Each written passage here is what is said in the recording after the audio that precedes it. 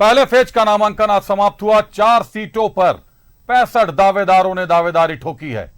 अगर बात करें सीटों की तो सबसे ज्यादा दावेदार सिंहभूम में 21 उम्मीदवार दिखाई दे रहे हैं। 21 उम्मीदवार सिंहभूम से दावा ठोक रहे हैं। गीता कोड़ा, जोबा मांझी, बड़ा कद, सीधी टक्कर, लेकिन उनके अलावा भी 19 और उम्मीदवार हैं। कई प्रत्याशी हैं। लोकसभा चुनाव है, हम लोकतंत्र में रहते हैं, लोकतंत्र का सम्मान है। हर कोई अपनी किस्मत, अपना भाग्य आजमाता है। करेंगे चर्चा, कौन है मजबूत, किसका पलड़ा है भारी, किसको कहां हो रहा है भीतरघात, किसको हो रही है समस्याएं, समझेंगे अपने अतिथियों से। पहले देखिए ये रिपोर्ट। झारखंड की 4 सीटों पर 65 उम्मीदवार, सिंहभूम में सबसे ज्यादा 21 उम्मीदवार, पलामू में सिर्फ 11 प्रत्याशियों ने भरा पर्चा। 26 अप्रैल को नामांकन पत्रों की होगी जांच। 29 अप्रैल तक वापस लिए जा सकेंगे नाम। झारखंड की 4 सीटों पर नामांकन खत्म हो गया है। 4 सीटों पर 65 उम्मीदवारों ने नामांकन का पर्चा भरा है। सिंहभूम सीट पर सबसे ज्यादा 21 उम्मीदवारों ने नामांकन दाखिल किया है, जबकि पलामू में 11 प्रत्याशियों ने पर्चा भरा है। वहीं खूंटी में 16 और लोहरदगा में 17 कैंडिडेट्स ने नॉमिनेशन दाखिल किया है। आज 25 कैंडिडेट्स नए हैं जो फेज 4 में जिन्होंने अपना नामांकन दायर किया है। इसके साथ ही कुल नामांकन 65 कैंडिडेट्स का होता है, 65 कैंडिडेट्स। तो इसे हम पीसी वाइज आपको बता देते हैं। सिंहभूम में आज के दिन 8 कैंडिडेट्स ने नामांकन किया, तो कुल वहाँ 21 कैंडिडेट हो जाते हैं। इसी तरह से खूंटी में 7 लोगों ने आज नामांकन दायर किया है, कुल वहाँ अभ्यर्थी की संख्या 16 हो जाती है। लोहरदगा में आज के दिन 7 लोगों ने अपना नामांकन पत्र दाखिल किया है, तो कुल अभ्यर्थी की संख्या 17। इसी तरह पलामू में आज के दिन 3 लोगों ने अपना नामांकन पत्र दायर किया है, तो कुल अभ्यर्थी की संख्या 11 हो जाती है। नामांकन के आखिरी दिन लोहरदगा सीट से कांग्रेस उम्मीदवार सुखदेव भगत ने पर्चा भरा। लोहरदगा सीट पर चमरा लिंडा ने मुकाबले को बनाया त्रिकोणीय। बीजेपी से समीर उरांव, कांग्रेस से सुखदेव भगत चुनावी मैदान में। जेएमएम विधायक चमरा लिंडा भी निर्दलीय ठोक रहे ताल। सिंहभूम सीट पर नारी शक्ति की अग्नि परीक्षा। बीजेपी की गीता कोड़ा और जेएमएम की जोबा मांझी में टक्कर। सिंहभूम सीट पर 21 उम्मीदवारों ने भरा है पर्चा। खूंटी सीट पर अर्जुन मुंडा और कालीचरण मुंडा में मुकाबला। कालीचरण मुंडा के खिलाफ चुनावी मैदान में उतरे जेएमएम नेता। जेएमएम नेता बसंत लोंगा ने भरा है नामांकन का पर्चा। बसंत लोंगा किसका बिगाड़ेंगे खेल। पलामू सीट पर बीजेपी से बीडी राम चुनावी मैदान में। आरजेडी से ममता भुइयां ठोक रही ताल। बीएसपी से कामेश्वर बैठा ने दाखिल किया है नामांकन। चौथे फेज में झारखंड की जिन 4 सीटों पर वोटिंग है, उनमें से 2 सीटों पर बागी नेताओं ने इंडी गठबंधन की परेशानी बढ़ा दी है, लेकिन जेएमएम को उम्मीद है कि लोहरदगा से चमरा लिंडा अपना नाम वापस ले लेंगे। लेकिन चमरा का तेवर जेएमएम के उम्मीदवारों पर पानी फेरता नजर आ रहा है। Bureau report, news 11 Bharat. तमाम रिपोर्ट आपने देख ली। आपने ये देख लिया कि कहां से कितने उम्मीदवारों ने पर्चा भरा है, कितने लोग नाम वापस लेते हैं, कितने लोग भाग्य आजमाते हैं, कितने लोग दावेदारी ठोक रहे हैं, कितने ताल ठोक रहे हैं और कितनों के साथ जनाधार है, ये देखना अभी बाकी होगा। रुक करते हैं हमारे अतिथियों का। स्वागत करते हैं भाजपा से रमाकांत महतो जी हमारे साथ है। रमाकांत जी स्वागत है आपका। झामुमो से धीरज दुबे जी हमारे साथ हैं। धीरज स्वागत करते हैं आपका। आजसू से परवाज खान हमारे साथ हैं। परवाज स्वागत करते हैं आपका। और कांग्रेस से डॉक्टर तौसीफ हमारे साथ हैं। तौसीफ स्वागत करते हैं आपका। आप सभी अतिथियों का स्वागत है। चर्चा की शुरुआत भाजपा से करते हैं। सिंहभूम में सबसे ज्यादा प्रत्याशी 21 प्रत्याशी सिंहभूम से किस्मत आजमा रहे हैं, सिंहभूम में ताल ठोक रहे हैं। रमाकांत जी, और आपकी जो उम्मीदवार हैं वो भी गठबंधन के पाले में ही रही हैं। 5 साल 4.5 साल से ज्यादा वक्त उन्होंने बिताया वहां गठबंधन में। अब वो भाजपा में शिफ्ट कर चुकी हैं, भाजपा की तरफ से चुनाव लड़ेंगे। सिंहभूम को जेएमएम का गढ़ बताया जाता है। ऐसे में 21 उम्मीदवार कितनी बड़ी चुनौती समझते हैं? देखिए, भारतीय जनता पार्टी के लिए वो सीट वो विरासत की सीटें हैं हमारी। पहले भी हमने उस सीट को जीता है कई बार भारतीय जनता पार्टी ने। और अब जो श्रीमती गीता कोड़ा जी जो हैं, उससे पहले जो उनके पति श्रीमान मधु कोड़ा जी, उनकी राजनीतिक शुरुआत भारतीय जनता पार्टी से ही प्रारंभ हुई थी और किसी कारणवश वो बाद में वो निर्दलीय चुनाव लड़े और दूसरे गठबंधन में चले गए थे। लेकिन ऐसी बातें नहीं हैं। वो परिवार तो प्रारंभिक तौर पे संघ से जुड़ा हुआ था और भाजपा के पुराने सिपाही रहे हैं वो परिवार। और जहाँ तक जीतने की बात है, देखिए भारतीय जनता पार्टी का जो गणित है वहाँ पे काम का, जो भारतीय जनता पार्टी अपने संसदीय कार्यकाल में जो काम किए हैं पहले भी, और भारतीय जनता पार्टी की सरकार में जो कार्य हुए हैं वहाँ पे, और इस राज्य का निर्माण में भारतीय जनता पार्टी का जो योगदान रहा है, तो मुझे लगता है कि वो सीटें हम लोग फिर से दूर दूर तक नहीं दिखाई देता है विपक्ष में जो कैंडिडेट खड़ा कर दिए गए, क्योंकि झारखंड मुक्ति मोर्चा या कांग्रेस पार्टी के साथ कैंडिडेट्स का टोटा बना हुआ है। ये विधायक को उठा रहे हैं, बहुत दिनों के बाद फिर घोषणा कर रहे हैं, फिर लगा रहे हैं। जैसे आज भी देखिए जमशेदपुर की वही बातें हुई। तो जहां तक आप कह सकते हैं कि 14 की 14 सीटें की ही बात कर रहा हूं, या भारतीय जनता पार्टी कभी न कभी सभी सीटों को जीती है। और एक आध सीटें जो छूटी हुई थी, उस सीटें में भी भारतीय जनता पार्टी के विचारों से प्रभावित होकर कांग्रेस पार्टी की जी सांसद रहते हुए भी श्रीमती गीता कोड़ा जी हमारे साथ आई, और इस बार हम भारी मतों से वो सीट जीतेंगे। और भारतीय जनता पार्टी चूंकि एक आइडियोलॉजिकल पार्टी है, सैद्धांतिक पार्टी है, एक विचारों पे चलती है और कैडर बेस्ड पार्टी है। हम अपने कैडर के आधारित पार्टी होने के कारण, और हमारे पास नेतृत्व है केंद्र में कि चुनाव जीतने के बाद देश का नेतृत्व कौन करेगा, ये विजन हमारा सटीक है। इस आधार पे मैं कह सकता हूं कि भारतीय जनता पार्टी ही देश की 400 से अधिक सीटें जीतेगी। अब की बार 400 पार का नारा। तौसीफ का रुख करते हैं, कांग्रेस से डॉक्टर तौसीफ जुड़े हुए हैं। तौसीफ, दो बातें कही भाजपा ने। पहला कि कैंडिडेट्स का टोटा है आपको। निश्चित तौर पर लोकसभा चुनाव की बात करें तो कांग्रेस बड़े भाई की भूमिका में है, कहीं ना कहीं विधानसभा में झारखंड की बात करें तो जरूर झामुमो लीड करता है, लेकिन लोकसभा में कांग्रेस लीड करती है। ऐसे में कैंडिडेट्स का टोटा है, और जो बड़ी बात आ रही है भाजपा से कि उनके पास नेतृत्व का चेहरा है। हमारा एक कार्यक्रम है ग्राउंड जीरो कार्यक्रम में जब हमारे रिपोर्टर जा रहे हैं जनता के बीच, तो हर शख्स ये सवाल पूछता नजर आ रहा है तौसीफ कि आखिर प्रधानमंत्री कौन बनेगा, किसको वोट दें। मोदी को तो सब जानते हैं, मोदी का नारा लग रहा है। तौसीफ, नहीं देखिए, ये आपको सिर्फ नज़र आ रहा है कि मोदी का नारा लग रहा है, लेकिन सच ये है कि जिस तरह से झारखंड की जनता ने पिछली दफ़ा और उससे पहले यानी 2014 से 2024 तक जिस तरह से यहाँ की जनता ने भाजपा के उम्मीदवारों को मौका दिया,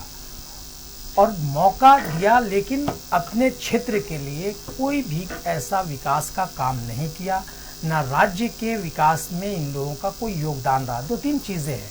जब सांसद यहाँ से जीत करके गए, इनके सबसे ज़्यादा सांसद थे, जीत करके गए, लेकिन राज्य के विकास के लिए कभी भी इन लोगों ने सदन में आवाज़ नहीं उठाया, और कभी भी ये एकजुट होकर या सिंगल भी कभी प्राइम मिनिस्टर मोदी जी से अनुरोध नहीं किया कि ये जो राज्य है, इस राज्य में जहाँ से हम जीत करके आए हैं और भारी तादाद में जीत करके आए हैं, वहाँ के विकास के लिए कुछ बात करें। कभी नहीं किया। आप रिकॉर्ड दिखा लीजिए, किसी ने भी कुछ भी बात नहीं किया। अब जनता इन लोगों को ढूंढ रही है, इंतज़ार कर रही है। भारतीय जनता पार्टी के उम्मीदवार से पूछेगी कि आप लोगों को मौका दिया गया था तो आपने क्या किया। आपने तो बहुत वादे किए, वादे हमेशा हम लोग जुड़ाते रहते हैं, गिनाते रहते हैं, लेकिन वादे पे खरा ये लोग कभी नहीं उतरे। तो जनता अब इंतज़ार कर रही है, और जनता पूछेगी, इनसे सवाल करेगी कि आदर्श गांव कहाँ है। आप बताइए, गांव लेने की बात थी, गांव की ही मैं बात करता हूँ, गांव लेने की, गोद लेने की बात थी, गांव को तरक्की कराने की बात थी। तो ये लोग कभी भी जीतने के बाद अपने क्षेत्र में मूवमेंट नहीं किया, वहाँ के लोगों से मुलाकात नहीं की। विकास तो छोड़ दीजिए, उन लोगों जिन्होंने इनको वोट दिया उनके दुख दर्द में कभी शामिल नहीं हुए। तो भला बताइए कि दोबारा इन पे कैसे भरोसा कोई करेगा। सिर्फ नारा लगने से और लफाजी करने से, जुमलेबाजी करने से, वादा करने से ये इनको वोट नहीं मिलने वाला है। उसका एक और उदाहरण मैं दे रहा हूँ कि वोट क्यों नहीं मिलने वाला है। पिछला जो विधानसभा का अभी इलेक्शन हुआ था, और इन लोगों को जिस तरह से झारखंड अलग होने के बाद झारखंड की जनता ने मौका दिया था 16-17 सालों तक भारतीय जनता पार्टी ने यहाँ पे राज्य किया, शासन किया है। उसके बाद जो पिछला इलेक्शन हुआ, आपने देखा होगा कि किस तरह से झारखंड की जनता ने इन्हें बर्खास्त कर दिया, एकदम बिल्कुल ही इनको सरकार बनाने का मौका नहीं दिया, एकदम आउट कर दिया। आप यूं कहें कि आउट कर दिया। तो इनको दोबारा अब सदन में जाने के लिए इनके उम्मीदवार को मौका झारखंड की जनता अब नहीं देगी। परवाज का रुख करते हैं, आंसू से परवाज जुड़े हुए हैं। सवाल है, जायज सवाल है, वाजिब सवाल है, क्या मोदी की गारंटी, मोदी के नारे सिर्फ भाजपा के लोगों के पास ही है, आंसू के लोगों के पास ही, एनडीए के लोगों तक ही है? क्या ये बात धरातल पर नहीं उतरती? दोबारा दोहराने की बात कर रहे हैं। कांग्रेस का दावा है कि दोबारा मौका नहीं देगी। 2019 के विधानसभा चुनावों की बात तौसीफ कर रहे हैं कि 2019 के विधानसभा चुनावों में जनता ने आपको नकार दिया। हालांकि विधानसभा चुनाव लोकसभा चुनाव के बाद होते हैं और लोकसभा चुनाव में आप 14 में 11 सीटों पर आए, लेकिन ठीक 6-7 महीने के बाद जैसे ही विधानसभा चुनाव हुआ, जनता ने आपको नकार दिया। क्या कारण मानते हैं परवाज इसका? धन्यवाद अभिषेक जी। तौसीफ जी बहुत अच्छा, लंबा चौड़ा अच्छा क्वेश्चन किए, लेकिन इनको ये सबसे पहले ये देखना चाहिए कि दिन में सपना नहीं देखना चाहिए। तौसीफ जी को दिन में सपना नहीं देखना चाहिए, इसलिए बोल रहा हूँ कि एक तो ये पूरा जो कार्यकाल रहा संसद का, ये जो अपोजिशन की पार्टी रही, संसद चलने दे दी, और उसके बाद रहा ये क्वेश्चन करने का लेके, तो क्वेश्चन करने के लिए हम लोग आज जनता के पास जा रहे हैं ना, तो मुंह से नहीं बोल रहे हैं ना नॉमिनेशन, हम लोग ना लेके चल रहे हैं। जो हम लोग विकास का दर्पण लेके जो चले थे ना, जो काम किए थे, उसके लिए हमने सारा कुछ यहाँ पे एक किताब का रूप दिया, शक्ल दिया है कि हमने क्या क्या काम किया अपने क्षेत्रों पे, कितना हम जनता के प्रति थे। और दूसरी बात, ये जो बोल रहे हैं कि विधानसभा में करारी हार मिली, तो ये चीज़ की ये ना भूले कि हम लोग ये चुनाव ये जीते नहीं है। ये अनफॉर्चुनेट था कि उस टाइम हम लोग अलग अलग चुनाव लड़े थे, जिसके कारण ये सत्ता पे है। सत्ता पे आए ना, तो ये अलग अलग भ्रम फैलाएं, युवाओं को नौकरी देंगे, नियोजन नीति देंगे, स्थानीयता देंगे, और ये कुछ किए नहीं। इनको क्या काम था? बालू का टेंडर। आज सबसे महंगा राज्य में अगर 5 साल में सबसे ज्यादा महंगा बिका है तो बालू बिका है, कहीं 50,000, कहीं 60,000, कहीं पत्थर।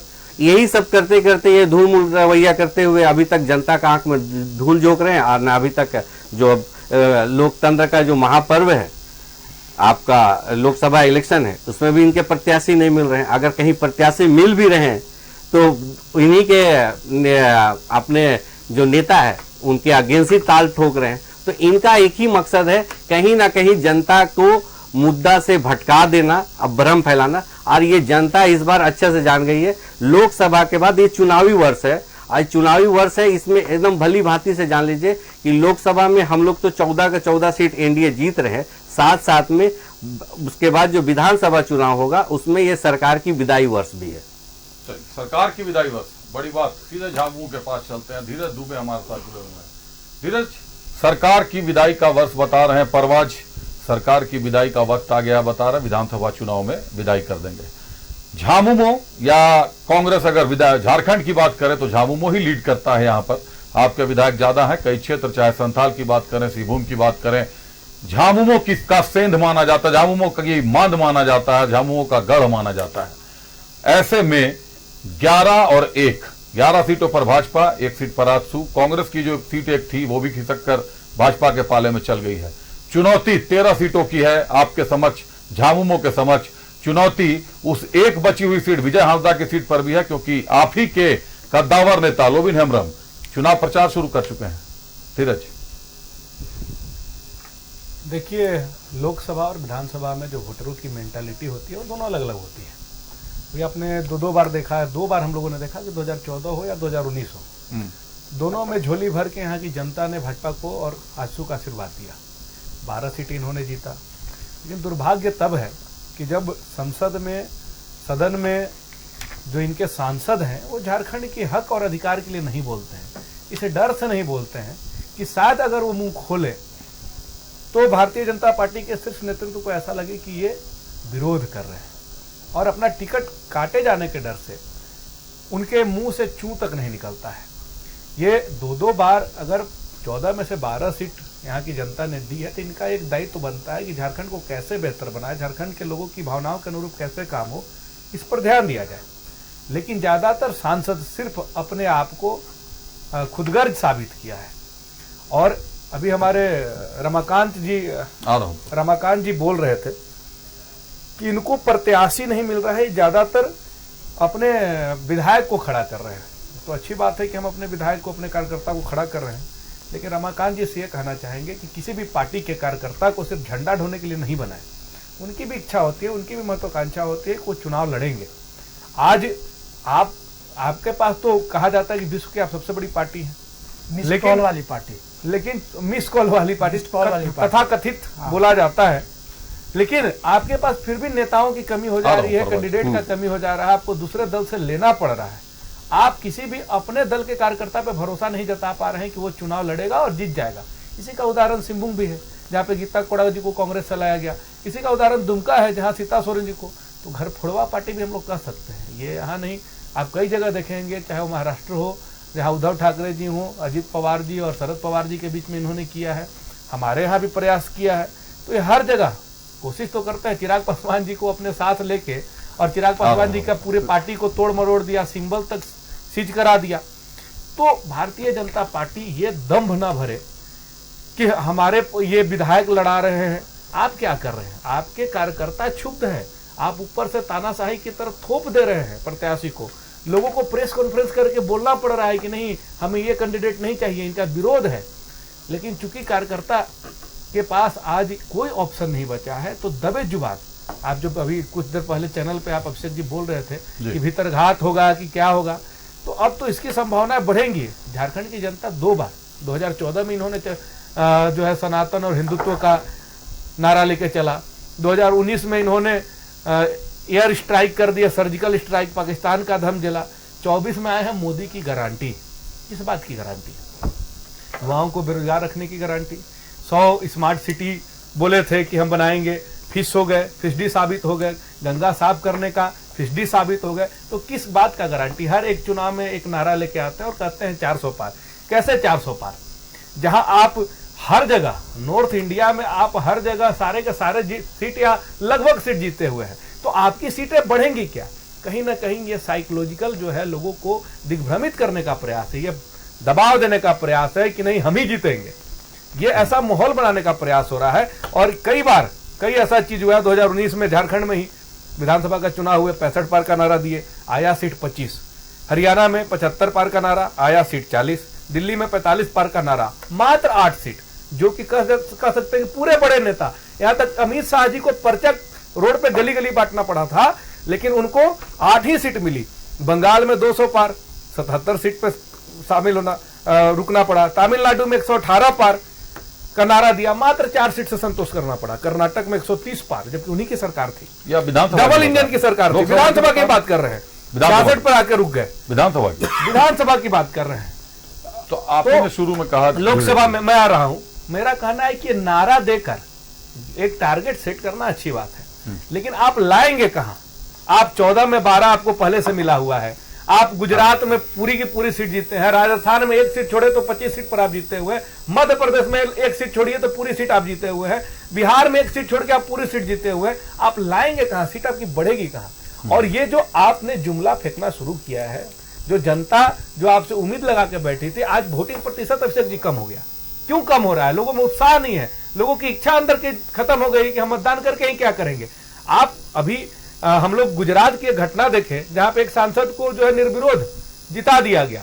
कांग्रेस के प्रत्याशी का नामांकन रद्द हो गया, अब चाहे जो भी कारण हो, लेकिन बसपा का प्रत्याशी का नामांकन वापस लेना, बाकी निर्दलीय प्रत्याशी का नामांकन वापस लेना, क्या ये इसमें दर्शाता नहीं है कि इसमें भ्रष्टाचार हुआ है, करप्शन हुआ है? जो पारदर्शिता के साथ चुनाव होनी चाहिए थी वो चुनाव नहीं हुआ है। तो जब ये एक छोटा सा नगर निगम के चुनाव में पंजाब में खेला कर सकते हैं, तो क्या ये लोकसभा में नामांकन रद्द करने के बाद जिस तरह से भ्रष्टाचार करके निर्विरोध एक सांसद को जिता देते हैं, क्या ये भारतीय लोकतंत्र पर कुठारघात नहीं है? क्या हम अगर ये बोलते हैं कि संविधान को खत्म करना चाहते हैं, तो हम क्या गलत बोल रहे हैं? इनका तौर तरीका से साफ जाहिर हो रहा है कि ये भारत को तानाशाही की ओर ले जाना चाहते हैं। हम दो हमारे दो उद्योगपति और 2 गुजरात के व्यक्ति, दोनों लोग मिलकर अपना जो डफली बजाना चाहते हैं उसको अब झारखंड की जनता भी समझने लगी है। एक बार भी झारखंड के लिए अगर मीटिंग रखे हो पूरे 10 साल के कार्यकाल में बैठ के कभी भी माननीय प्रधानमंत्री जी या गृह मंत्री अमित शाह जी झारखंड की मूलभूत समस्याओं के समाधान के लिए एक दिन भी बैठक रखा हो तो हमारे रमाकांत जी या हमारे परवाज जी यहाँ आंसू के बैठे हुए हैं वो इसका जवाब दे दे। और इतना बड़ा सा पर्चा लेके परवाज जी बैठे हुए हैं और उसमें सहारा ले रहे हैं कि मोदी की लहर। हम अभिषेक जी आ रहे हैं, इनकी गारंटी है कि 2019 के विधानसभा चुनाव में जो यहाँ बोल रहे हैं कि सत्ता जो है साफ करेंगे, क्या गारंटी देंगे कि भारतीय जनता पार्टी इनको साथ रखेगी? आप सब चीजों को मिला चुके हैं। पहले अभिषेक जी हमको जरा धीरज जी का आप ही बोल दीजिए, बोलिए पहले। मैं बोलूं? बोलिए, आप ही को बोल रहा हूं, बोलिए। आप बहुत देर से हाथ उठा। हाँ, मैं हाथ इसलिए उठा रहा था कि धीरज जी जिस तरह से जैसे बोले गए ना, आंख बंद करके बोलते चले गए। आप बोलिए, धीरज जी का इनका इकलौता एक सांसद थे, ठीक है, और हमारे एक चंद्रप्रकाश चौधरी जी का, माननीय चंद्रप्रकाश चौधरी जी का पूरे सदन में 162 सवाल उन्होंने पूछा। इनका सांसद का मैं डाटा दे दूं, 27 सवाल। आप इससे ही स्केल कर दीजिए वो कितने बौना हो गए। दूसरा बात, 100 साल से विस्थापित का दंश झेल रहा था 7 जिला गिरिडीह में। माननीय श्री चंद्रप्रकाश चौधरी जी का ही पहल था जो विस्थापितों के लिए ट्रिब्यूनल कोर्ट का वहां का गठन करवाएं। लोगों को जो विस्थापितों का दंश झेल रहे थे उसको न्याय दिलाने का बात की है। राज्य सरकार इसमें कोई पहल नहीं की जी। आप हवा इस तरह से बात करते रहिएगा तो कुछ नहीं हो पाएगा। प्रधानमंत्री जी का, प्रधानमंत्री हम लोग के कैप्टन है, उनके नेतृत्व में हम लोग चुनाव लड़ रहे हैं और उनका बात भी होगा, उनका चर्चा भी होगा। इसलिए हमारे माननीय अध्यक्ष बार बार बोले, एक ही चीज बोले, ना इनके पास कोई देश के लिए संकल्प है, ना इनके पास मोदी जी का कोई विकल्प है। ये इसी तरह भ्रम फैलाते रहेंगे, इसी तरह भ्रम फैलाते रहेंगे, इसी तरह ये भारतीय। मैं वही तो बोला कि 162 सवाल सदन में पूछे माननीय चंद्रप्रकाश चौधरी जी, इनके इकलौता सांसद कितना, हम तो नंबर डेटा दे दिए। धीरज जी इसमें बता देना कि कितना वो झारखंड के लोगों के प्रति सचेत थे, अपने लोकसभा के प्रति कितने सचेत थे। नहीं, आप कितने सचेत थे ये तो बता दीजिए। आप अपना सवाल का नंबर ही बता देता है कि जनप्रतिनिधि कितना अपने जनता के प्रति सचेत था। सवाल सुनने वाला आप देख लीजिए ना, आप डेटा के साथ हम बात कर रहे हैं, आप डेटा के साथ आप जाके देखिए, संसद का कार्रवाई में जाके देखिए। 162 सवाल, कहाँ आपका 27 सवाल। आप किस तरह से स्केल कीजिएगा? धीरज जी हवा में बात मत कीजिए, धीरज जी हवा में बात ऑन एयर बोल रहा हूँ एकदम। आप इम्प्लीमेंट किया क्या बता दीजिए। 167 सवाल आपने इम्प्लीमेंट क्या किया? इम्प्लीमेंट तो बोला कि 100 साल से 7 जिला विस्थापित धीरज जी एक बार परवाज रुक जरा। धीरज जी आपने कई चीजें बोल दी और अपनी ही बातों का कई दोहरा मतभेद, आपने दोहरे उसके अर्थ भी बता दिए। आपने अपने मुंह से कह दिया कि लोकसभा चुनाव के में वोटर्स की मानसिकता अलग होती है, विधानसभा चुनाव में वोटर्स की मानसिकता अलग होती है। दूसरी तरफ तौसीफ जी कहते हैं कि जैसे लोकसभा चुनाव में इस बार झारखंड की मानसिकता विधानसभा चुनाव में रही वैसे ही लोकसभा में रहेगी। आपने भी ये दावा किया जैसे विधानसभा में हमने हटा दिया था वैसे लोकसभा में भी हटा देंगे। अब आप मुझे सवाल पूरा दावा पे भरोसा नहीं करता। धीरज जी जरा मुझे सवाल पूरा जनता का जो माहौल होगा, जो उनकी मानसिकता, आप अभी से तय नहीं कर सकते ना, ये आप अभी से तय नहीं कर सकते। इनका हताशा बोल रहा है, मैंने परवाज जी नहीं बोलता, इनका हताशा लगातार बोल रहे हैं, इसलिए आप लगातार बोल रहे हैं, इसलिए आपको क्यों बोलेगा?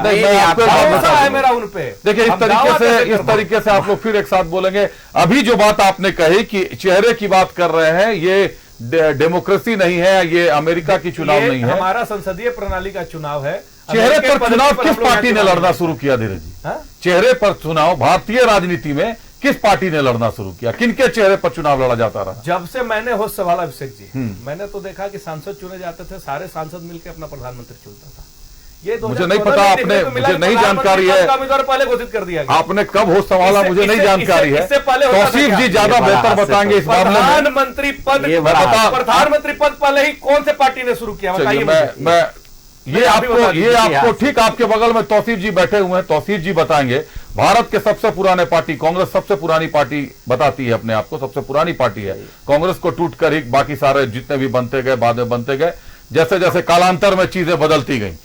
लेकिन अगर बात करें प्रधानमंत्री के चेहरे पर चुनाव लड़ने की, तो तौसीफ जी ज्यादा बेहतर इस चीज को समझते हैं कि देश या तो जवाहरलाल नेहरू को जानता था, देश या तो इंदिरा गांधी को जानता था, देश या तो राजीव गांधी को जानता था। चेहरों की का चुनाव, चेहरों पर राजनीति, तो यहीं से शुरू हुई तौसीफ जी। अभिषेक जी, ये तौसीफ जी के लिए धीरे धीरे रुक जाए थोड़ा। चेहरे पर चुनाव, झामुमो तो अभी लोकसभा से बहुत दूर है। मान लीजिए कि धीरे मैंने धीरे सांसद चुन लिया और सांसद हमारे पलामू में, मैं पलामू की बात कर रहा हूं, हमारे यहाँ सीमेंट फैक्ट्री बंद है, उसको चालू करने के लिए कभी सवाल नहीं उठा रहे हैं। हमारे यहाँ डोलेमाइट माइंस बंद है, उसको कभी भी चालू करने का प्रयास नहीं किया जा रहा है। हमारे यहाँ मंडल डैम का शिलान्यास हो चुका था अभिषेक जी, आज वहां घास की सफाई नहीं हुई है। तो अगर आप सिर्फ चेहरे पर इनके वोट देते कारणों हैं, पर विश्लेषण सांसद करना किसी होगा। को भी चुन लेते हैं और वो कंबल ओढ़ के बैठ जाता है। तो मेरा तो ये कहना है ना कि ऐसा सांसद कम से कम चुनिए जो बोल सके, सवाल उठाने की मादा रखे। मेरा ये कहना नहीं है कि आप चेहरे पे चुनाव, हर बार तो चेहरा कोई ना कोई होता। प्रधानमंत्री जवाहरलाल नेहरू जी थे, चुनाव में जाएंगे तो प्रधानमंत्री का चेहरा, लेकिन पूर्व में मेरा सवाल यह है कि 2014 में 2013 में ही आदरणीय नरेंद्र मोदी जी को प्रधानमंत्री का प्रत्याशी घोषित किया गया था। क्या कांग्रेस ने कभी भी चुनाव से पहले ही ऐसा कभी कहा है क्या कि हमारे प्रधानमंत्री पद के उम्मीदवार है? तो आप डाटा बता दीजिए। थोड़ा बीच में आप 2013 के बाद ही देश को देख रहे हैं, 2013 के पहले भी देश को हम देखेंगे। चेहरा पर बात नहीं किए, हम तो बोले कि चुनाव से पहले ही प्रत्याशी घोषित। ऐसा देखिए, इस देश की, इसको परंपरा कह लें, इस देश का सौभाग्य कह लें, या इस देश का दुर्भाग्य कह लें। धीरे धीरे रुक जाए, लगातार बोलिएगा तो और कोई बोल नहीं पाएगा। नहीं रुक जाए, थोड़ा रुक जाए, आप लगातार बोल रहे हैं और आप कई चीजों का एक साथ समावेश कर रहे हैं। हमारे और आपके बीच हो गया। नहीं, मैं ये हमेशा आपको लगेगा, ये हमेशा आपको लगेगा, वो इसलिए लगेगा क्योंकि आप अगर ज्यादा चीजें बोलेंगे, आप हर विषय का समावेश कर लेंगे तो मुझे आपको रोकना पड़ेगा। मैंने सवाल तौसीफ जी से पूछा था, मैंने सवाल तौसीफ जी से पूछा था। तो इसके लिए आपको इतिहास पलटना पड़ेगा, इसके लिए आपको इतिहास पलटना पड़ेगा। लेकिन आपने अपने होश संभालने की बात कह दी, तो मैंने भी इतिहास पलटना उचित नहीं समझा। आपके होश संभालने पर तो मेरी जानकारी नहीं है कि आपने कब होश संभाला, लेकिन इतिहास पलटेंगे तो देश का इतिहास आपको मिलेगा। जवाब दे दिया ना, पलामू का कौन सी पार्टी ने अपने प्रधानमंत्री पद का उम्मीदवार? मैंने तो नाम बताया आपको, मैंने तो नाम बताया आपको, जानते हैं। आप अगर पूर्व के चुनावों में चल जाएं, 2013 नहीं, आप झारखंड बनने से पहले चले जाएं, आप 1980 से पहले चले जाएं। ऑन एयर है ना, ये तो झूठ बोलने की बात देश में प्रधान लोकसभा का चुनाव प्रधानमंत्री पद के चेहरे पर ही लड़ा जाता रहा, लेकिन चाहे वो अटल नरेंद्र मोदी जी आप लगातार बोलिएगा, धीरज जी लगातार बोलिएगा तो ये उचित नहीं है। नहीं, मैं आपको बड़ी संयमता से मैं सुन रहा हूँ, बाकी सारे लोग सुन रहे हैं।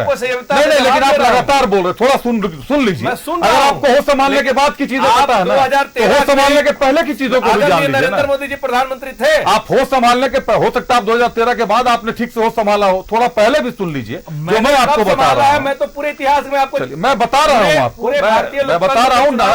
आप पीएम नरेंद्र मोदी की बात कर रहे हैं, अटल बिहारी वाजपेयी के चेहरे पर चुनाव लड़ा गया। पीएम नरेंद्र मोदी उस समय भी एक कैडर थे, आज पीएम नरेंद्र मोदी चुनाव का चेहरा है, कोई और कैडर होगा जो कल चेहरा बनेगा और प्रधानमंत्री जो कल चेहरा बनेगा पहले ही घोषित कर। और दूसरी बात, आपने अगर 2013-14 की मैनिपुलेट करके पेश करेंगे तो मैं इसको स्वीकार थोड़ी कर लूंगा। मतलब कैसे मैनिपुलेट? अटल बिहारी वाजपेयी जी प्रधानमंत्री उम्मीदवार के रूप में घोषित नहीं हुए थे। इसका बेहतर जवाब कांग्रेस वाले दे दे तो बेहतर होगा। इनके गठबंधन अटल बिहारी वाजपेयी जी प्रधानमंत्री पद के उम्मीदवार घोषित नहीं थे, जवाहरलाल नेहरू जी प्रधानमंत्री पद के उम्मीदवार घोषित नहीं थे, इंदिरा गांधी प्रधानमंत्री पद की उम्मीदवार घोषित नहीं थी। प्रधानमंत्री बनने के बाद प्रधानमंत्री के चेहरे पर चुनाव जरूर होगा। आप घोषणा किसको कहते हैं? जो घोषणा पत्र में लिखा होता है, पता ही नहीं है दूल्हा कौन है। क्या बात है, धीरे जी आप ब्रेक का हो गया, ब्रेक ले लेता हूं, उसके बाद हम लोग डिस्कस कर लेंगे, अभी डिस्कस कर लीजिए, गूगल है, आप सर्च कर लीजिए।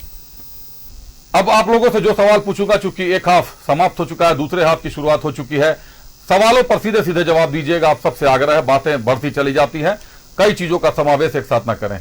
झामुमो ने अभी कहा कि प्रधानमंत्री पद आप लोगों ने घोषित कर दिया, नरेंद्र मोदी प्रधानमंत्री पद पर घोषित उम्मीदवार है। कितनी सच्चाई है इस बात में? कहां ये कैसे घोषणा की आप लोगों ने? क्योंकि आपके घोषणा पत्र में मैंने ये नहीं पढ़ा कि नरेंद्र मोदी आने वाले 2024 के चुनाव में के परिणाम में प्रधानमंत्री बनने वाले।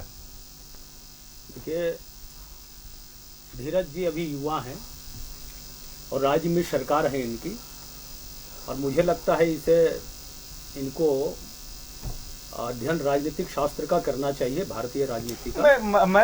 मैं मैं कैमरे पे स्वीकार करता हूँ नहीं, नहीं। कि मैं अपने आप को विद्वान नहीं बता रहा। नहीं बात की हो सकता है ज्ञान में किसी कमी हो जाए, में- लेकिन नहीं रमाकांत जी, जब आप किसी अरे पे भाई, आप- अज्ञानता का आरोप लगा रहे हैं रमाकांत जी, अज्ञानता का आरोप नहीं लगाया तो हूं। फिर मुझे लगता है कि इसका जवाब मुझे देना चाहिए। आपने इतनी देर बोला, आपने शुरू में भी अभिषेक जी, आपने अपना ये ओपनिंग बहुत बड़ा आरोप है, ये व्यक्तिगत कटाक्ष नहीं है। आपने ओपनिंग स्टेटमेंट ये अगर व्यक्तिगत कटाक्ष किया जाएगा, थोड़ा सुनना भी समझना नहीं, चाहिए। सुनने के लिए तैयार है, थोड़ा सुनते लेकिन मेरे हुए फैक्ट आप को अपनी बारी गलत में साबित बोलिएगा। करके आप अपनी बारी में रमाकांत जी बोल दें, आप भी टिप्पणी कर दीजिएगा। अभिषेक रमाकांत जी, आप टिप्पणी- रमाकांत जी बोल दें, इस माइक पे ऑन कैमरा बोल दें आप कि भी on हमारे camera। 2024 के प्रधानमंत्री पद के प्रत्याशी नरेंद्र मोदी जी नहीं आप हैं। मुझे घोषणा बताइए कि ये घोषणा आपने कहाँ पढ़ी। तो ये बोल देना कि नहीं है। आप रमाकांत जी नहीं बोलेंगे, आपका नहीं, आरोप है, आप आरोप उनके है कि पक्षधर क्यों बन प्रधानमंत्री रहे हैं? घोषित है। आप मुझे घोषणा बोल बताइए रहे हैं। आपने कहा, क्योंकि हम मीडिया वालों ने पढ़ा नहीं है कहीं। कोई बात, हम तो किसी भी 2013 हाउस की में बात पढ़ा। किया, मैंने 2013 की आपने बात किया। कहा घोषित उम्मीदवार है। आप मुझे बताइए ये घोषित उम्मीदवार कहाँ लिखी हुई इस है। डिबेट को पुनः से आप रिप्ले करा दीजिए, अगर मैंने ये बात बोला होगा। आपको मैं लिंक भेजूंगा, लिंक- आप सुनिएगा, सुन आप लेंगे सुन हम। लीजिएगा। आप मैं निश्चित जो तौर पर- बोलता हूं नहीं, मेरे आप दिमाग भूल जा से ही रहे हैं कि आपके आप मुंह क्या से बोल निकलता रहे है, हैं। ऐसा नहीं है कि मुंह से आप कुछ भी भूल जा रहे हैं निकलता आप क्या बोल रहे हैं। चलिए रमाकांत जी छोड़ दीजिए इस सवाल को, मैं नहीं, रमाकांत जी मैं बोल धीरज दें। जी को भेज दूंगा लिंक, धीरज जी सुन लेंगे। अभिषेक जी और घोषित उम्मीदवार मुझे क्या होता है, रमाकांत जी मुझे लगता है कि ये झामुमो को एक लाइन में समझना जवाब पड़ेगा। दे दे कि प्रधानमंत्री नरेंद्र मोदी जी 2024 में बनेंगे कि नहीं आप बनेंगे? आपके कौन बनेंगे ये बता दीजिए आप, फिर मैं रमाकांत जी से जवाब मांगता हूँ। हमारा कांग्रेस नेतृत्व में जो हमारा कांग्रेस गठबंधन के नेतृत्व प्रत्याशी है, वो बताइए। तय करेगा। मैं तो बोल रहा हूं हमारा चेहरा कोई नहीं है, हमारा चेहरा पार्टी है। तो ये सभी इसका पार्टी दिख रही है, मतलब हमारा चेहरे एमपी पर तय चुनाव करेगा। लड़ने का मतलब है कि वो हमारा प्रधानमंत्री पद एमपी घोषित तय होगा। करेगा। नहीं नहीं, अब आप फिर से सवाल को मैनिपुलेट क्या- कर रहे हैं। मैं बोल रहा हूं, आप क्या पूछे बोल रहे इनसे हैं? सीधा धीरज जी, सवाल। दर्शक है देख रहे हैं आपको। अभिषेक जी, आपने सीधा दर्शक सवाल है, पूछा देख रहे कि हैं। क्या आपने आप प्रधानमंत्री रुक जाइए, नरेंद्र मोदी आप को रुक जाइए। 2024 में आप एक पुनः तरफ प्रधानमंत्री संसदीय- आप एक तरफ बनाने के लिए आप लोगों ने धीरज जी घोषणा जोर किया है? से ये बोलने से जवाब दे आपकी दें। बात सही नहीं हो जाएगी। यस, एक जवाब दे तरफ दें। संसदीय व्यवस्था की बात करते हैं, यस। फिर हेमंत सोरेन के अपने- चेहरे पर अपने विधानसभा सवाल का चुनाव यस लड़ने में की जवाब बात ले करते लीजिए हैं। आप। क्या करते, जवाब मांगने दीजिए ना, मैं तो मांग आप रहा हूं ले जवाब। लीजिए। ले रहा हूं जवाब। हाँ, ठीक। आप बताइए रमाकांत जी कि कहीं घोषित किया है आप लोगों ने कि प्रधानमंत्री 2024 का कौन होगा, कौन नहीं होगा? मैं ये नहीं पूछ रहा हूं कौन होगा, या किसी भी दल ने या इससे पूर्व में भी कहीं लिखित में घोषणा हुई है क्या? चेहरे पर चुनाव लड़ने की राजनीति मुझे लगता है कि आपकी उम्र हम लोगों से भी ज्यादा होगी, ज्यादा अनुभव राजनीति का भी रहा होगा। चेहरे पर चुनाव लड़ने की परंपरा देश में कब से है? पंडित नेहरू जी के समय से ही है चेहरे पर चुनाव लड़ने की। संसदीय व्यवस्था क्या कहती है इसे मैं जरा सा डिफाइन कर देता हूँ, जरा सा सुन लिया जाए। जल्दी कहें हाँ, क्योंकि मैं वक्त जल्दी तेजी से कह बीत दे रहा है। रहा हूं। तौसीफ जी भी इंतजार कर जी रहे जी हैं। तौफीक जी बोलेंगे, लेकिन इन लोगों का कुछ सवाल हमारे ऊपर हैं, उसका जवाब भी मैं दूंगा। जी। इस सवालों के बाद मैं और जवाब दूंगा, उसको सुना जाना चाहिए और बीच में टोक टाक नहीं होना चाहिए, इसको ध्यान रखें। इनके समय आएगी ये बीच में बोलेंगे। मैं आग्रह कर सकता हूं, जी। मैं किसी का उठ के जुबान बंद नहीं कर नहीं, सकता। आप आप शुरू चारों करो। लोगों को। ठीक है, शुरू मैं करिए। बात आप कर चारों रहा हूं। अतिथि ये बात शुरू करें। देखिए, रमाकांत जी जल्दी करें। भारतीय संसदीय व्यवस्था में ये जरूरी नहीं है कि जो नेता हो उस दल के, उनको चुनाव लड़ना आवश्यक नहीं है कि वो लोकसभा चुनाव लड़े या ना लड़े। और ऐसी भी परंपरा हुई, जैसे माननीय मनमोहन सिंह जी, इससे पहले इंदिरा गांधी जी, उनके नेतृत्व में भी चुनाव लड़े गए और वो राज्यसभा से गई और 6 महीना के अंदर और देश की प्रधानमंत्री बनी। हमारे पार्टी की जहां तक बात कर रहे हैं, या एनडीए अलायंस की है, हमारे नेता नरेंद्र जी मोदी हैं आदरणीय, और यही चुनाव हम 400 सीटें पार करेंगे और देश के प्रधानमंत्री जनता जनार्दन हमें भारी मतों से जिताएगी और देश के प्रधानमंत्री का सेवा करने का मौका माननीय नरेंद्र मोदी जी करेंगे। ये एक कैसे किस रूप में समझना चाहते हैं ये समझे। तथ्यात्मक बताएं, भाषण मुझे ठीक है, मत बताइए। आप भाषण लोग नहीं दे रहा कृपया। हूं। दूसरी बात है, ये कह रहे थे ना कि हमारे दल में हमारे नीति में हमारे दो की बात कर रहे थे। ये तुष्टीकरण की नीति कांग्रेस पार्टी ने प्रारंभ से ही की है। वहां भी तो एक बहुसंख्यक के साथ में हम दो हमारे दो की नियोजन नीति लगाते हैं और एक के साथ में तुष्टीकरण करते हुए ये हमारे 4 और हमारे 24 ये स्थिति जो करते थे, जिसे माननीय मोदी जी की सरकार ने इसे निरस्त किया, ये दर्द है इन्हें। ये बहुसंख्यकों के साथ में ये अपना तुष्टीकरण लगाते हैं चलिए, रुक और जाइए। कहते हैं कि उन पे अधिकार है। चलिए, और अब एक दूसरी बात बात बता ये कह रहे हैं ना, नहीं, एक बात बता दीजिए, जी। रुक जाइए, उनके कहने का जवाब मत दीजिए। मुझे ये बताइए कि एक सवाल तो वाजिब है कि जितने मैक्सिमम सीट हो सकते थे झारखंड, बिहार, उत्तर प्रदेश, वो भाजपा ने लाए। अगर खाता नहीं खुला आपका तो आपका साउथ में खाता नहीं खुला। इस बार आंकड़ों की बाजीगरी में आप कह रहे हैं 400 पार करेंगे। नए राज्य कौन से होंगे जो 11 राज्य जिनमें भाजपा का खाता नहीं खुला था, एनडीए का खाता नहीं खुला था, किन राज्यों पर आप उंगली लगा रहे हैं कि यहां से खाता भाजपा खोल लेगी, एनडीए खोल पूरे लेगी? भारतवर्ष में 10 सालों के बीच में हमारी सरकार एनडीए की जब भी बनी है, हम समग्र विकास पर ध्यान देते हैं और राष्ट्र को केंद्र बनाते हैं। व्यक्ति को या परिवार को केंद्र या वंश को केंद्र बना के नहीं चलते। व्यक्ति को केंद्र अगर नहीं बनाते हैं तो यही फिर वजह भाई है मोदी कैसे हुए? क्यों पीड़ा होती है? अरे भैया, नरेंद्र मोदी जी जब भी बात करते हैं तो 140 करोड़ मेरा सवाल था 2013 में उनको प्रधानमंत्री पद का कोई भी प्रत्याशी योजनाएं घोषित किया गया नरेंद्र था। मोदी जी की सरकार ने मैंने ये चलाई बोला है कि तो इससे पहले किसी समग्र पार्टी ने ऐसा दृष्टिकोण से नहीं चलाई किया है। था।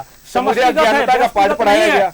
और जहां दक्षिण भारत में तो जवाब हमारा दे दिया इस बार जाएगा। भी कई ज्ञान- राज्यों में, ज्ञान चाहे पूर्ण वो जवाब केरल दिया हो, रुकने दीजिए। चाहे वो केरल हो, तमिलनाडु हो, आंध्रा हो, कर्नाटका हो, तेलंगाना हो या पश्चिम के राज्य तो हमारे हैं ही, और उत्तर भारत के, ये धीरज जी को मालूम नहीं कि 32,87,263 वर्ग किलोमीटर में ये संपूर्ण भारत में भारतीय जनता पार्टी की पूरे देश से इस बार सांसद चुने जाएंगे। और हमारे पहले भी दक्षिण भारत में थे, चलिए लेकिन इस बार जो काम थोड़ा हुए हैं, अब थोड़ा देश के स्तर से इधर आते हैं। तौसीफ जी का एक बार रुख करते हैं। तौसीफ जी, 3 कद्दावर सांसद आपके, 3 कद्दावर सांसद पद के प्रत्याशी उतरे हुए मैदान में। कालीचरण मुंडा 6500 वोटों से महज हारे थे। अगर बात करें लोहरदगा की, 1500 सुखदेव वोट भगत, माफ कीजिएगा 1500 वोट, 1400 वोट से, 1500 भी नहीं 1400 वोट से 1400 कुछ। सुखदेव भगत की बात करें 10,000 वोट से हारे थे। बात करें के.एन. त्रिपाठी चतरा की, चतरा में भी विवाद आ गया, लोहरदगा में भी विवाद आ गया है और खूंटी में भी विवाद आ गया है। खूंटी और लोहरदगा में झामुमो के विधायक और पूर्व विधायक ने दावा ठोक दिया, चमरा लिंडा ने चतरा से नामांकन कर दिया है और बसंत लोंगा ने लोहरदगा से खूंटी चमरा से, लिंडा, लोहरदगा से, माफ कीजिएगा, लोहरदगा से चमरा लिंडा ने नामांकन कर दिया, खूंटी से बसंत लोंगा ने नामांकन कर दिया, चतरा से गिरिनाथ सिंह नामांकन करने की बात कह रहे हैं, दावा कर रहे हैं। एक तरफ गठबंधन की बात है कि गठबंधन चुनाव लड़ेगा, दूसरी तरफ 24 घंटे से ज्यादा हो गया, चमरा लिंडा पर अभी तक कोई कार्रवाई नहीं हुई। पिछले 15-20 दिन, 1 महीने से यह बात चल रही है कि चमरा लिंडा और लोबिन हेम्ब्रम 2 ऐसे विधायक हैं जो अपनी ही दल के खिलाफ लड़ेंगे। चलिए लोबिन हेम्ब्रम को अभी छोड़ भी दें, वो झामुमो के अगेंस्ट में लड़ रहे हैं, विजय हांसदा के अगेंस्ट में लड़ रहे हैं। लेकिन गठबंधन धर्म तो यह कहता है कि चमरा लिंडा को या तो पार्टी से अभी तक निकाल दिया जाना चाहिए था या उन्हें खुद इस्तीफा दे देना चाहिए था। आज सुखदेव भगत ने नामांकन किया है, बीते कल में चमरा लिंडा ने नामांकन किया था, इधर बसंत लोंगा ने भी नामांकन कर दिया है। तो कहीं ना कहीं तो कांग्रेस अपने ही गठबंधन में उलझ रही है। देखिए, बहुत देर से बातें हो रही हैं और जिस तरह से हमारे साथी भारतीय जनता पार्टी के उन्होंने कहा 400 पार हमेशा ये बात आ रही है, आप लोगों की तरफ से भी बात आ रही है, मीडिया की तरफ से भी। लेकिन सच ये है कि अब की बार जुमलाबाज फरार, यही संकल्प देश की जनता ने लिया है। 400 पार की जो बात होती है वो कहीं ना कहीं अंदर का डर कैमरे के ऊपर, कैमरे के सामने या पब्लिक के सामने ये बता रहे हैं। ये डर है, इनका इंटरनल सर्वे ये कहता है। देखिए, हम भी इंसान हैं सारे, नहीं आपके सवाल का भी जवाब देंगे। अब एकदम बिल्कुल सब एक दूसरे से कनेक्टेड है, कहीं ना कहीं लोगों को कुछ ना कुछ पता चलता रहता है। लेकिन भारतीय जनता पार्टी का जो इंटरनल सर्वे आया, उस सर्वे में 150 से ज़्यादा सीट हारने की संभावना बताई गई है। इंटरनल सर्वे भी बोल रहे हैं, इनके पास रिपोर्ट भी चला गया। इन चीज़ों को इन लोग जो है अपने सामने, मीडिया के सामने, पब्लिक के सामने, चूंकि अपने आप को कॉन्फिडेंस दिखाने के लिए ये एक जुमला है, और एक जुमला, नारा भी नहीं कहेंगे, ये जुमला है। तो इसीलिए एक जुमलाबाज, अपनी बार जुमलाबाज फरार। चलिए आपके सवालों का जवाब मैं देता हूँ। देखिए, हमारे जो भी कैंडिडेट हैं वो क्षेत्र में रहने वाले लोग हैं, चाहे वो सुखदेव भगत जी, हाँ जेएमएम या कांग्रेस के सुखदेव भगत जी हारने के बाद भी प्रवास जी ऐसा है कि जब मैं बोलने लगूंगा तो नॉन स्टॉप 1.5 घंटा में बता दे, इसलिए शांति से धैर्य की सराहना करता हूं, उनको बोलना नहीं, नॉन स्टॉप 1.5 घंटा में बोलता हूँ, आराम से सुनिए। ऐसा है कि हमारे जो भी कैंडिडेट इंडिया गठबंधन के हैं वो हमेशा पब्लिक के बीच में रहे। सुखदेव भगत जी हारने के बाद भी वो जनता के बीच में रहे। जिस तरह से कालीचरण मुंडा जी को हराया गया, वो हारे नहीं थे, वो हराया गया था, और वो हारने के बाद भी वो जनता के बीच में रहे। तो जनता उनको प्यार करती है, इसलिए उन्हें स्नेह देगी और जीत करके वो लोग इस बार जाएंगे। रहा सवाल जो गठबंधन के साथी और जो लोग साथ में हैं, उन लोगों ने जो नॉमिनेशन किया है, तो ठीक है, देखते हैं कब तक ये नॉमिनेशन चलता है, कितने दिन तक टिकता है। और जो जनता में रहा होगा, जो जनता के बीच में हमेशा उनके दुख दर्द में उनके साथ कदम से कदम मिला करके चला होगा, तो वो जाहिर है कि उनको वोट मिलेगा और वोट मिलेगा और जीतेगा। भारतीय जनता पार्टी के लोगों को तो जनता ढूंढ रही है, चाहे वो लोहरदगा की जनता हो, खूंटी की जनता हो, पूर्वी पश्चिमी सिंहभूम की जनता हो, झारखंड की जनता आपको बेशुमार प्यार देगी। मेरी बिल्कुल, शुभकामनाएं हैं। इसमें कहीं मेरी कोई संदेह ही नहीं है। चलिए, कोई शंका नहीं। मैं ये पूछ रहा हूं कि जिस गठबंधन के साथ दावे हो रहे हैं कि मोदी की फौज है उसको रोकना है, उस गठबंधन में इतने छेद हैं कि आपका अपना गठबंधन अनुशासित नहीं हो रहा है। आपके गठबंधन के दल आपके अनुशासन से बाहर है और कांग्रेस पूरी की पूरी तरीके से खामोश है। आपके तरफ से भी, आपके प्रदेश कमेटी, आपकी राष्ट्रीय कमेटी की तरफ से कहीं कोई ऑब्जेक्शन नहीं आ रहा है कि आखिर कैसे झामुमो के 2 विधायक चुनाव लड़ सकते हैं, झामुमो के पूर्व विधायक चुनाव लड़ सकते हैं। 5 विधायकों ने, मैं आपको बता दूं, 5 विधायकों ने पूरे गठबंधन का समीकरण खराब कर दिया है। उसमें 2 वर्तमान विधायक हैं, 3 पूर्व विधायक हैं। झामुमो के 2 वर्तमान विधायक हैं, 2 पूर्व विधायक हैं, एक आरजेडी के समझ लिया आपकी बातों को। देखिए, ऐसा है कि ये आपको लग रहा है कि समीकरण खराब होगा। आप नहीं, आप एनालिसिस कर रहे हैं ना, आप डिबेट करा रहे हैं। अरे जो जनता के बीच में जो रहा होगा, जनता उसे वोट देगी, वो जीत करके आएगा। देख लीजिएगा, 4 तारीख को पता चल जाएगा आपको कि क्या है और क्या नहीं है। बहुत बढ़िया जवाब आपका। जवाब यही है, जो जनता के बीच में हमारे जो भी इंडिया गठबंधन के उम्मीदवार हैं, वो जनता के मैं तो बार बार पूछ रहा हूँ तौसीफ जी की गठबंधन का उम्मीदवार कौन है? अरे गठबंधन का उम्मीदवार कौन? मतलब अगर हम लोहरदगा को अगर आप इस तरह की बात कर रहे हैं तो ये मुझसे नहीं पार्शियलिटी आप देखिए, आप नहीं बिल्कुल गलत लगा सकते हैं। अगर आप इस तरह की बात कर रहे हैं तो ये गलत बात है। क्या आपको सुखदेव भगत नजर नहीं आ रहे हैं? जोबा मांझी नजर नहीं आ रही है? ममता भुइयां नजर नहीं आ रही है? कौन नजर? नहीं, आपने अगर इस तरह की, देखिए आप अगर इस तरह की बात गठबंधन का अच्छी बात है।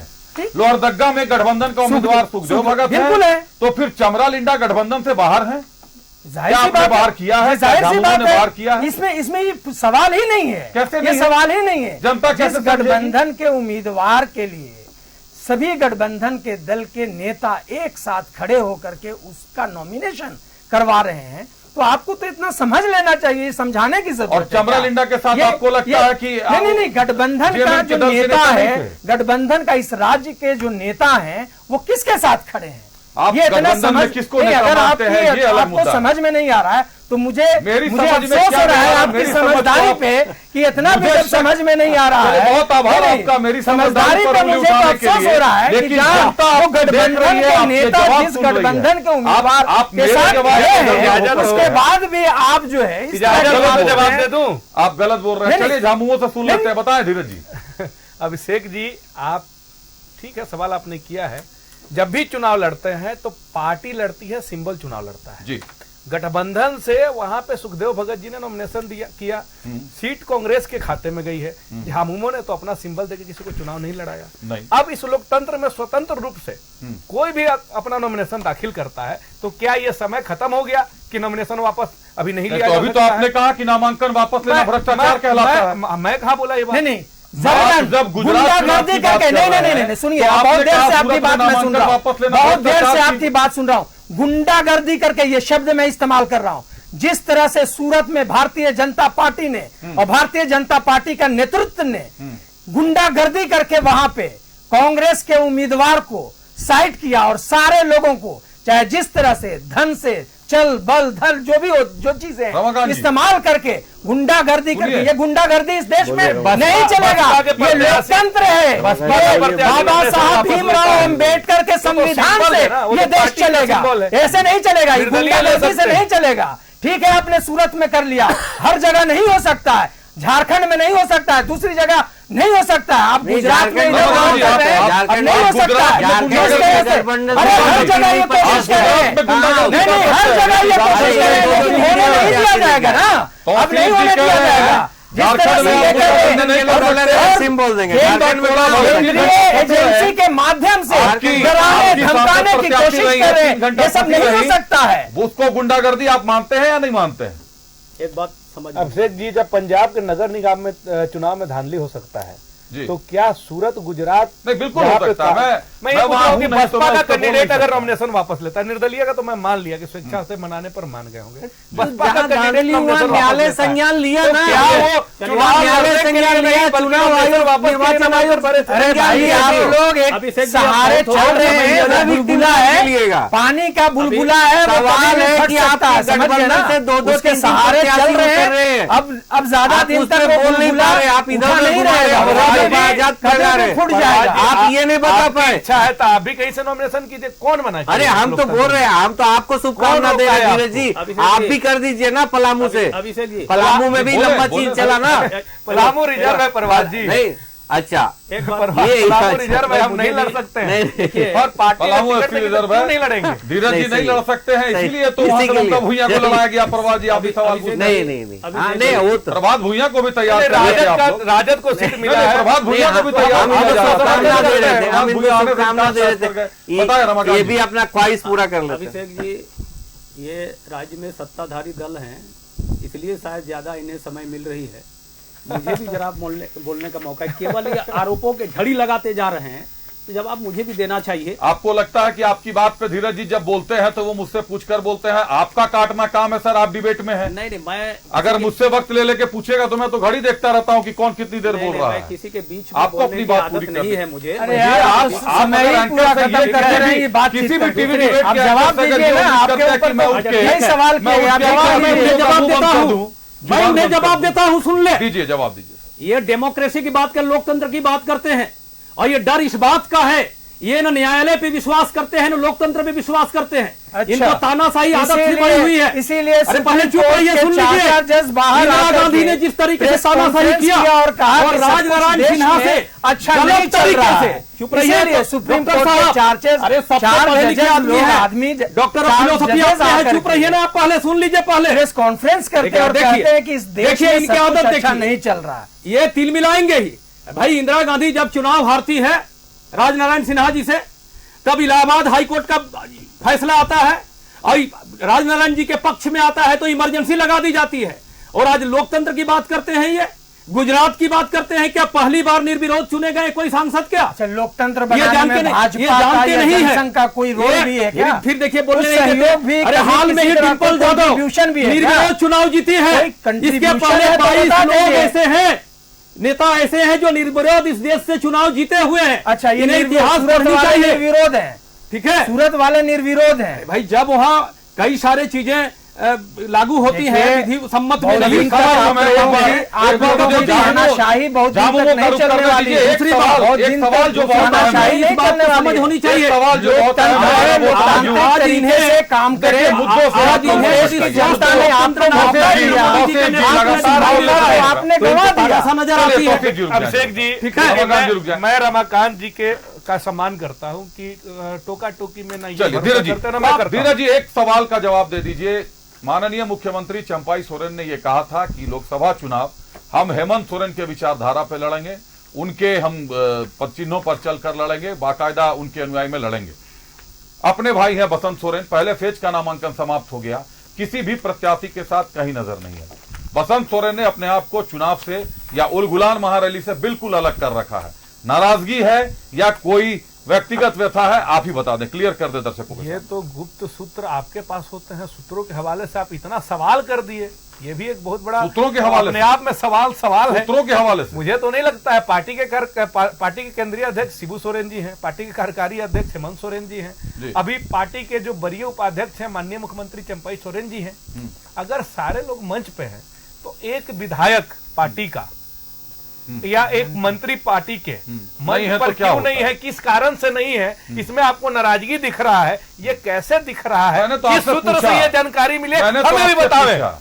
बसंत दा तो किसी मंच से, किसी प्रेस कॉन्फ्रेंस से, कहीं से भी तो इन्होंने ये नहीं कहा। नहीं, मैं नाराज मैं जवाब दे देता अच्छा, हूं। तौसीफ जी को आप देने दें, देखिए- बसंत जी को ज्यादा बेहतर समझेंगे। देखिए बताएं ऐसा तौसीफ। है, नहीं बसंत जी को नहीं, सभी को मैं समझता जल्दी, हूं, जल्दी, आपको जल्दी भी बोलो। समझता हूँ। ऐसा है कि जहाँ पे प्रोग्राम हुआ था उस कार्यक्रम को आप देखेंगे तो उससे पहले इस तरह का कभी भी किसी पार्टी ने वहां पे प्रोग्राम नहीं किया। अच्छा। लाखों से ज्यादा की भीड़ वहां पे थी।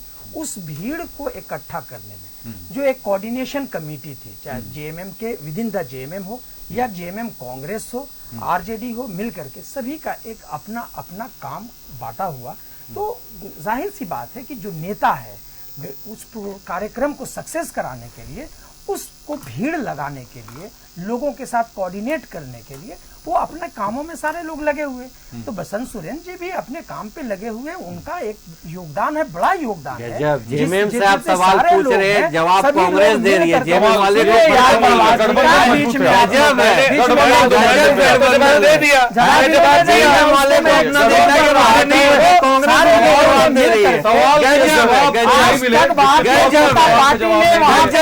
सवाल चुभने वाले भी हैं, लेकिन इसका फैसला तो निर्णायक होगा कि आखिरकार बसंत सोरेन खुद को किनारे क्यों रख रहे हैं। बसंत सोरेन महारैली से भी बसंत सोरेन ने खुद को अलग रखा, उलगुलान महारैली से भी उन्होंने खुद को अलग रखा।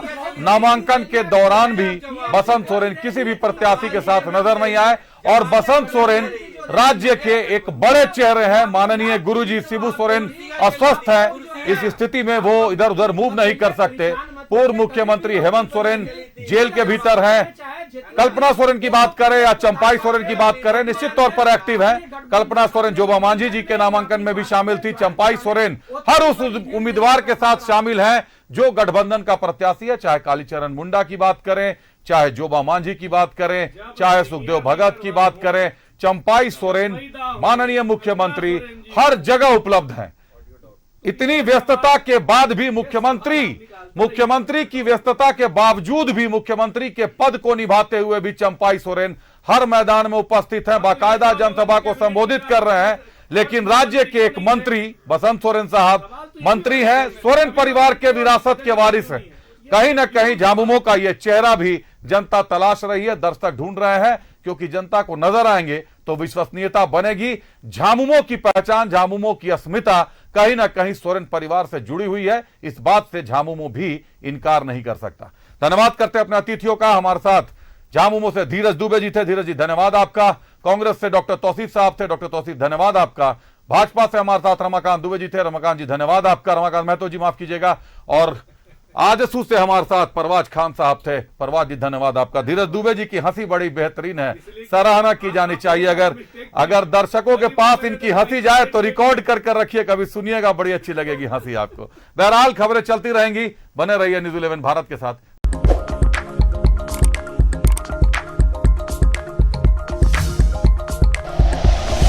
Like and share videos, subscribe करें हमारा चैनल और प्रेस करें बेल आइकॉन। न्यूज़ 11 भारत, सच है तो दिखेगा।